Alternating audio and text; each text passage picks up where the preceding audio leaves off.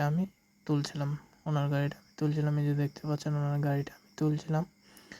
তখন একটা ভাই আমাকে বললো যে সমস্যাটা হয়েছে কি, কীভাবে এটা ঘটলো বা কীভাবে হইলো। আসলে আমার ক্যামেরায় মানে এমন, আমি ওই জায়গায় আমার সেন্স আমি নিজেও হারিয়ে ফেলছিলাম যে কীভাবে এমনটা হইতে পারলো।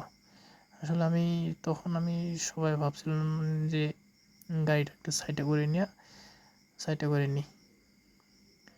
মানে আসলে গাইস, হঠাৎ করে এমন একটা দুর্ঘটনা ঘটবে আসলে আমি ভাবতেও পারিনি। তখন ওই যে হ্যান্ডেলে যে মনে করো